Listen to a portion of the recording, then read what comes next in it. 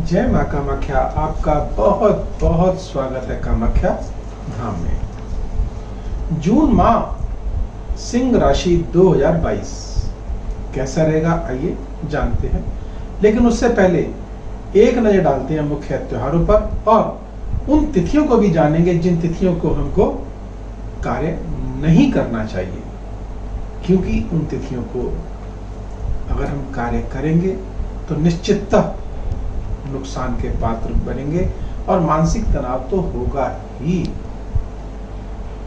और आइए उन त्योहारों को पहले जान लेते हैं।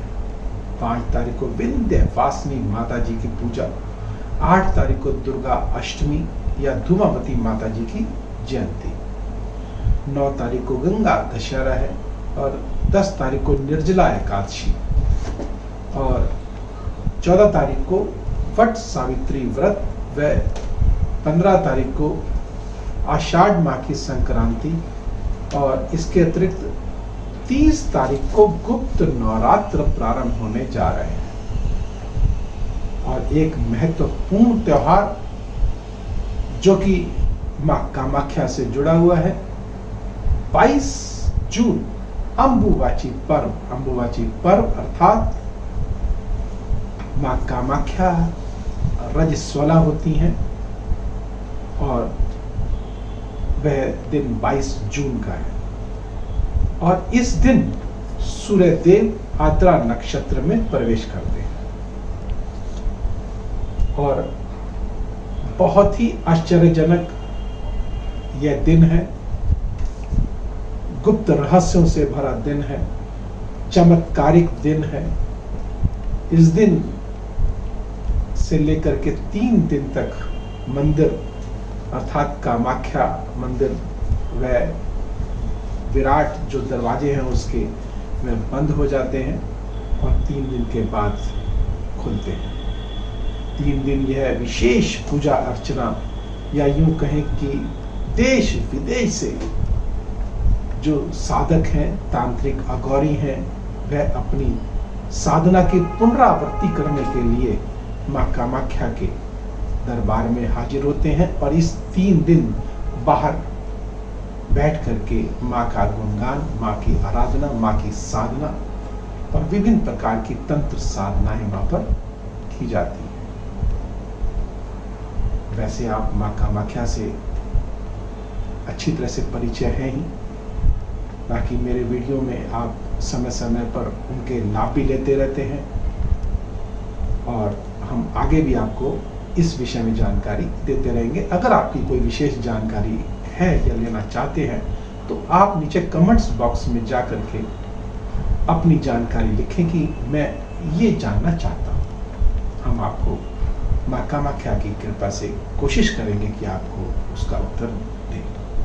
तो आइए अब प्रारंभ करते हैं सिंह राशि से। सिंह राशि सूर्य देव की राशि है और वह 10वें भाव पर विराजित है और ठीक 15 तारीख को यह मिथुन राशि में प्रवेश कर जाएंगे अर्थात एकादश भाव में आ जाएंगे। और जब तक यह 10वें भाव पर रहेंगे, 10वें भाव जो कि मान सम्मान प्रतिष्ठा का, ऊंचाइयों का है, प्रमोशंस का है, अर्थात जो जातक नौकरी से जुड़े हुए हैं उनका प्रमोशन निश्चित होने जा रहा है और जो जातक व्यापार से जुड़े हैं वह उन्नति या सम्मान के पात्र अवश्य बनेंगे। और हाँ, कोई अगर राजकीय कोई कार्य, कोई सरकारी कार्य अगर कोई पेंडिंग पड़ा हुआ है तो वह इस माह अवश्य आपका पूर्ण हो जाएगा। और इसके साथ साथ बुध देव भी यहाँ पर विराजित है जो कि एकादशेष और द्वितेश के स्वामी होकर 10वें भाव पर, अर्थात निश्चित आपकी बुद्धि में विकास होगा। बुद्धि से संबंधित अर्थात जो जातक परीक्षा से जुड़े हुए हैं या विद्यार्थी हैं, प्रतियोगिता जिन्होंने दी हुई है उनको भी निश्चित अवश्य सफलता मिलने जा रही है। और जो व्यापारी गण है, कोई बुद्ध से संबंध है, उनका व्यापार से संबंध है और धनेश से संबंध है तो धन अवश्य मिलेगा और सम्मान के साथ धन मिलेगा, प्राप्ति अवश्य होगी। और जो जातक शेयर बाजार से जुड़े हैं उनके लिए भी निश्चित अचानक धन की बरसात अवश्य होगी, निश्चित होगी, क्योंकि राहु देव भाग्य स्थान पर विराजित है। तो आइए अब आगे बढ़ते हैं और सूर्य बुध की युक्ति, जो कि सूर्याधि बुद्धाधिपति योग बनाते हैं, अर्थात मान सम्मान के साथ बुद्धि को आगे बढ़ाते हैं, ज्ञान देते हैं, व्यापार को आगे बढ़ाते हैं, धन से परिपूर्ण कर देते हैं, ऐसा योग इस माह आपकी कुंडली में बना हुआ है सिंह राशि वाले जातकों के। अब कईयों के एक बार कमेंट्स बॉक्स में भी आया था कि गुरुजी आप सब बुरा बुरा बताते हो, तो कोई बात नहीं, मैं आपको अच्छा अच्छा बताना शुरू कर देता हूं, बुरा आपको बताऊंगा ही नहीं। फिर आप कहेंगे कि नहीं गुरुजी आप सच तो कम से कम बोलिए, जो बुरा है तो बुरा है, अच्छा है तो अच्छा है। देखिए मैं बुरा इसलिए आपको, अगर बुरा होता है तो बुरा इसलिए बताता हूं कि आप सचेत हो जाएं, उसका उपाय करें और उस कष्ट को, उस संकट को अपने जीवन से निकाल करके बाहर फेंक दें। यही तो इसका अर्थ है ज्योतिष का, कि आपको पहले से ही ज्ञान हो जाए, ज्योति आपके पास पहुंच जाए, ज्ञान आपके पास पहुंच जाए और आप उसका समय का सदुपयोग कर सकें। अगर मैं सब आपको अच्छा अच्छा अगर बताता चला जाऊंगा, शुभ शुभ बताता जाऊंगा, और एक जो अंधेरा पक्ष है, जो डार्क है, उसको मैं अगर छुपा लूंगा, तो ये मैं एक तरह से आपके साथ धोखा कर रहा हूं। तो मेरी कोशिश रहती है कि मैं आपको डराऊं नहीं, मैं आपको जो ग्रहों की जो स्थिति है वह क्या कह रही है वो आपको सचेत करूं और उसका आप उपाय करें और आगे इस जो आपके पास समय चल रहा है उसको सुधार सके।